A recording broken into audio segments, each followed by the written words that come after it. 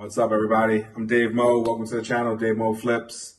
And let's try something different. Subscribe now. If you don't like what I'm saying, you can unsubscribe at the end if you make it that far. So in this video today, it's real simple. I'm gonna give you a couple of things that I've learned along my way of flipping cars. So let's get it right from the top, right? Number one, I used to be a die-hard Kelley Blue Book fan. Like, that was it for me. And then I realized it doesn't matter what a book is telling me, because every day, every month, every week, the car values are changing. So what I learned was just fucking go on Facebook. Wherever you advertise your cars, wherever you're going to advertise your cars, go on there, see what your competition's doing. On Facebook, I go within 60 miles. On Craigslist, I do my county and anyone that, and my surrounding counties. And the reason why I bring this up is a lot of people are going to say, I read on some of the Facebook, hey, do you think I got a good deal? You know, I don't know if they're saying that because they want to hear someone that they don't know say, oh yeah, you got a good deal. Or if they genuinely bought something and they don't know the value to resell it, which to me is crazy. But with that being said, you know, one of the biggest things I've learned is not to worry about that, but know exactly your environment. I'm in Florida. It doesn't matter what cars are going for in New York. It doesn't matter the national mileage average, because if we drive more down here than you do, say, you know, New York, for instance, then what difference does that make? I need to know what's going on where I am. All right, so that's number one. Number two is there's a saying. It's called I'd rather make a fast nickel over a slow dime. And that's me. I would rather buy cars and sell them quick, probably making less money than some of you guys, but I want to move through my inventory quickly. I don't want to hold on to it. I don't want to be the highest priced person on Craigslist or Facebook. I want to get it out quick. If it takes me a month to sell this one car and make $1,000, right? But I could sell these other 3 cars here in the same month, but making $500 on each one. I made $1,500 going that way. I hear what you're saying. I get it. Yes, it was 3 times as much work. You did this, that, the next thing. To me, it's just easier to do it that way. All right. Again, guys, keep in mind, I'm a guy who's trying to buy as close to frontline ready cars as possible. I want the most for the least. That's just what it comes down to. Okay. This next one I'm going to tell you, I learned this the hard way. And if you guys don't know this yet, and I'm going to give it to you, please subscribe when I drop this one on you. It's your mechanic. I used to be that guy who wanted to not argue, but negotiate labor rates and all this other nonsense, right? And I wanted like ridiculously low labor rates. Not when they couldn't eat, but it was just low, you know, and if you can find a good mechanic, you're good. If you can find a good, reliable mechanic, yeah. But if you are able to find a good, reliable, trustworthy mechanic, that's the fucking unicorn right there.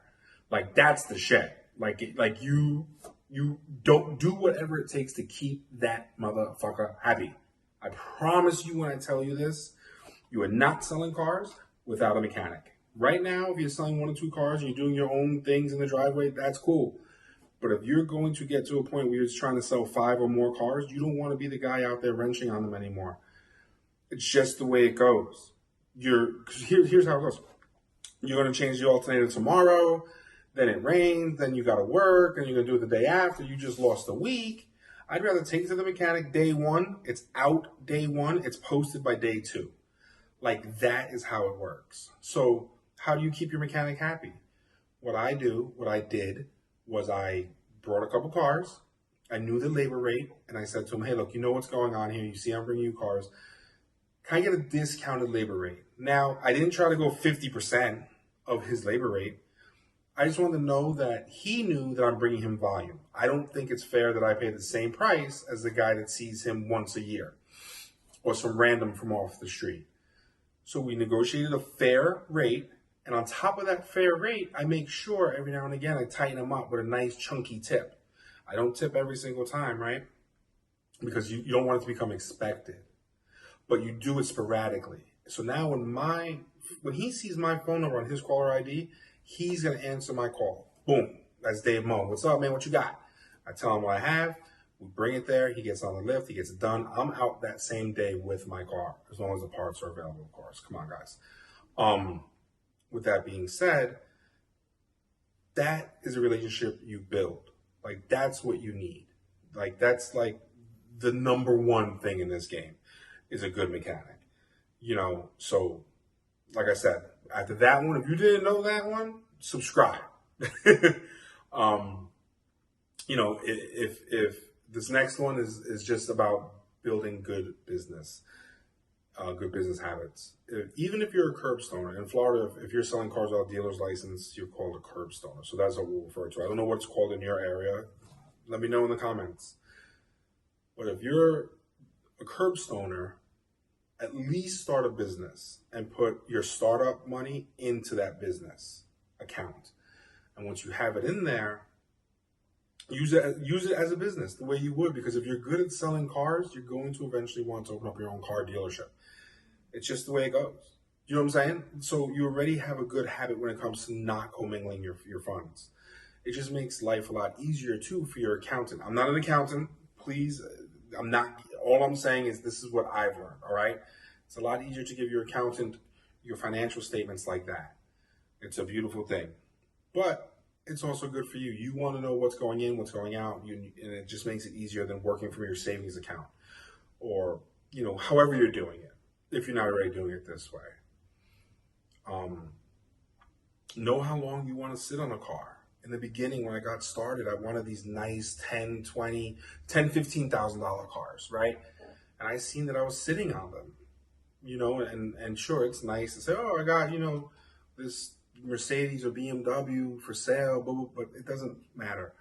Now, what I really like are dollar menu cars. I like to be able to retail cars for under $7,000. Ideally under $3,000, $3,500. I feel like everyone has that dollar amount when they're looking for a car that cannot get financing.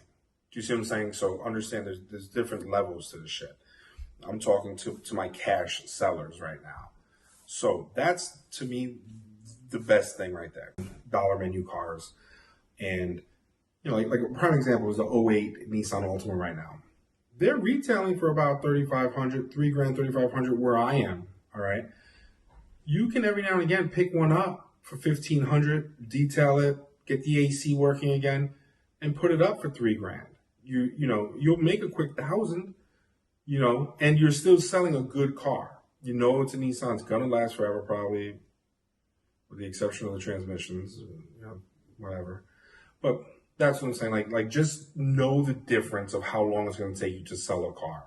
I think in the beginning, for me, I was doing it for ego because I liked those brands. You know what I mean? So it's kind of hard to say this, to admit it, that the brand and the branding was more important than the money. Now, I don't care. I'll sell anything. Like, as long as it sells quick and I can make a profit and it's a good vehicle, reliable, I'm good with it. You know what I mean? So just know that. Know what sells in your area and how long you want to keep it on the lot or in your driveway or whatever you have going on. This next one, you're probably going to hear it and want to go watch someone else's channel, but just please give me the 2 or 3 minutes it's going to take to explain this. I get a car that's ready for sale. I take that car to the local car wash. I get it washed and just vacuumed. I don't want them to unroll my tires. I don't want them to wipe down the dashboard. I'm talking about the simplest of car washes. I don't even care if there's still dirt on the rims. Brake dust, rather, on the rims. Like whatever those little wipey, those things, whatever they get, that's fine. The car is clean. It's not detailed. It's clean. So the reason why I'm saying this to you is very easy. All right, so hear me out. I take pictures of the clean car. I post it. Then right from those photos, I get it detailed, whether I'm detailing it myself or I'm having someone else detail it. But the car is getting detailed, all right? I post the car, and someone calls me up, they like the car, they want to come and see it. Okay, Now when they come and see the car in person, they fall in love with the fucking car. Do you see what I'm saying to you? So it went from I like it, it's worth my time to see it. Now they see it and they love it because it's beautiful. Now your rims are cleaned the right, detailed. Now you have the tire dressing. Now the windows are clean. The trunk is even vacuumed now. The engine bay is done.